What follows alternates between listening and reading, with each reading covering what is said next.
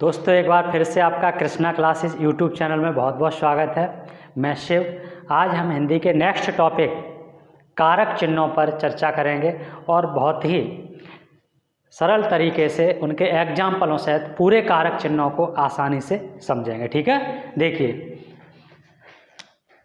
जैसे कारक किसे कहते हैं? तो कारक किसे कहेंगे?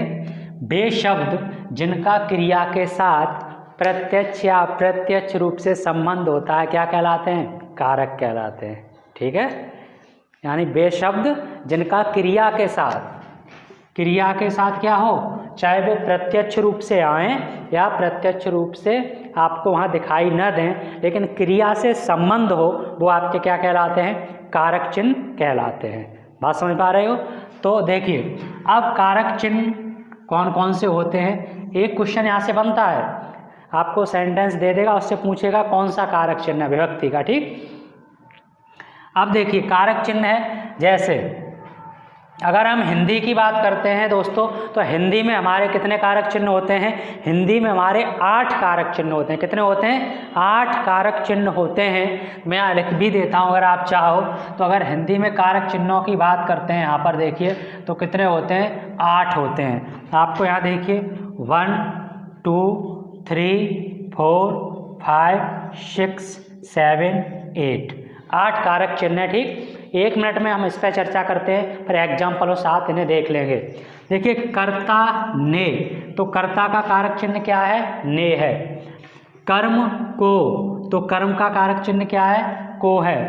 करण से या द्वारा, संप्रदान के लिए, अपादान से, ये अलग होने के उसमें करते हैं। संबंध का, की, के, रा, री, रे, ये संबंध दर्शाते हैं। अधिकरण में, पर, और संबोधन में हे, हो, अरे, ये चीज़ें आपकी इसमें आ जाती हैं।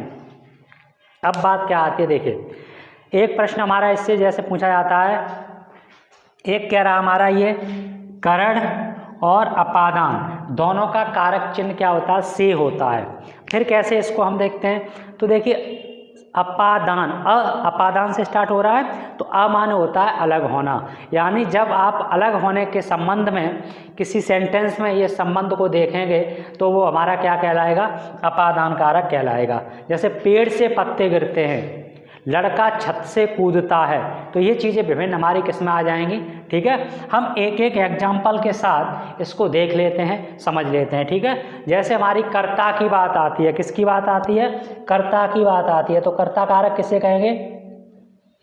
आप जानते हो कार्य करने वाले को, कार्य करने वाले, कार्य करने वाले कर्ता कारक ही क्या कहलाते हैं? हमारे कर्ता कारक कहलाते हैं। जैसे आप एग्जाम्पल समझ सकते हो कि राम खाना खाता है, क्या करता है?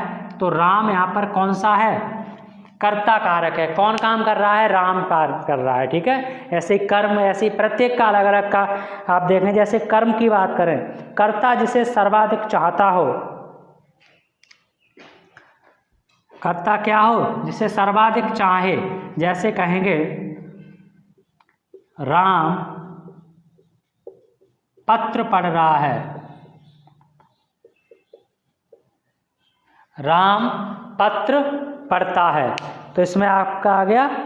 या देखो इस तरह से है, इस चीज़ को है कि इसको पढ़ने की है। वैसे अगर आप इसमें चाहना चाहोगे कि खाने को अगर आप हटा दो तो आप उदाहरण को इसको अच्छा और समझ पाएंगे। राम खाता है, अब जो पूरा प्रभाव खाने का है वो किस पे पड़ रहा है दोस्तों? राम पे पड़ रहा है। ठीक है, राम पढ़ता है, तो क्या पढ़ता है? यहाँ से देखिए हमने क्या प्रश्न से किया, तो क्या निकल के आया? क्या पढ़ता है, तो इसमें तो दिया नहीं है कुछ, तो कौन पढ़ता है? तो राम निकल के आ जाएगा। ठीक, और क्या पढ़ता है? वो क्या खाता है, तो अब क्या पढ़ता है, तो इसमें क्या निकल के आ जाएगा? पत्र।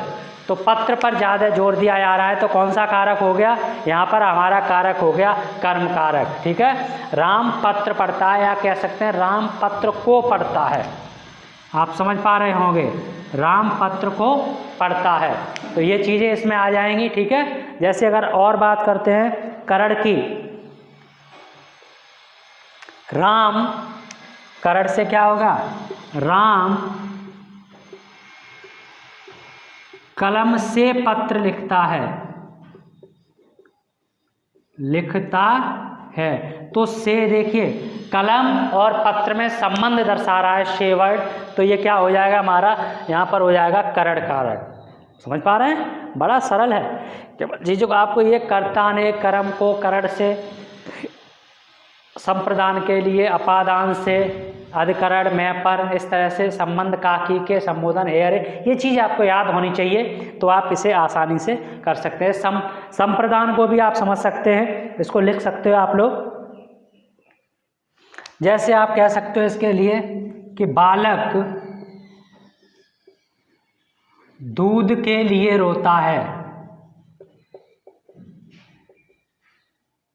तो के लिए शब्द आ गया, समझ रहे हो। तो ये हमारा क्या हो गया, संप्रदान कारक। यानी वर्ड आपको सेंटेंस देगा, वो उसको आपको पहचानना है, ये पहचान लेंगे आपका ये क्लियर हो जाएगा, ठीक है। जैसे अगर नेक्स्ट क्या आता है, अपादान से, मैंने आपको बताया था पेड़ से पत्ता गिरता है या पेड़ से पत्ते गिरते हैं, तो से शब्द यहाँ पर भी है, से यहाँ पर है, लेकिन कलम से हम पत्र लिख रहे हैं, प्लस है, और पेड़ से पत्ता आपका गिर रहा है, क्रॉस है, हमने देख लिया अपादान कारक है। बात समझ रहे हो। इसी चीज को आपको देखना है। संबंध जैसे यह निशा का घर है, यह निशा का घर है, तो देखिए ये का शब्द आ गया, तो ये आपका क्या दर्शा रहा है, संबंध दर्शा रहा है। ये किसका घर है, तो निशा का घर है, ठीक। तो इस तरह से हमारा ये है, यह मोहन की पुस्तक है, तो यह मोहन की पुस्तक है, ठीक है। तो ये की शब्द आपके पुस्तक में संबंध दर्शा रहा है। लिख लिया करो, आप स्क्रीनशॉट ले लिया करें हमारे स्टूडेंट्स जो, और यहाँ जो हैं वो इसको लिख लिया करें। ऐसे हमारा अधिकरण, जैसे पेड़ पर पक्षी बैठे हैं, पेड़ पर पक्षी बैठे हैं, तो आपका देखिए पर में पर आता है, तो ये आपका क्या शब्द आ जाएगा, अधिकरण कारक आ जाएगा। दोस्तों समझ पा रहे हो, कौन सा कारक आ जाएगा, अधिकरण कारक आ जाएगा, ठीक है। और लास्ट हमारा संबोधन है, और संबोधन को आप जानते हो एक्सक्लेमेटरी चिन्ह लगा हुआ है इसमें। इस तरह से हम देख लेते हैं, जैसे कहते हैं वाह, वहाँ हम जीत गए, हम जीत गए। लेकिन अभी ये सेंटेंस हमारे इंडिया पर जो IPL चल रहे हैं उसमें लागू नहीं हो पा रहा है। इंडिया मैच लगातार 2 मैचों को हार चुकी है, पाकिस्तान से भी, न्यूजीलैंड से भी, तो वहाँ हम मैच जीत गए। तो ये जो हमारा है वो संबोधन है, ठीक है। वाह लगा दिया हमने, तो वह शब्द क्या है, लेकिन इस जगह करें अरे कह सकते हो आप, इनको प्रयोग करके कहेंगे हे राम करते हैं, जैसे हे राम ऐसे लगाते हैं, तो ये शब्द हमारे इसके हैं, ठीक है। दोस्तों अगर किसी तरह की कोई प्रॉब्लम हो तो कमेंट में लिखें। हम मिलते हैं नेक्स्ट वीडियो में, तब तक के लिए जय हिंद, जय भारत।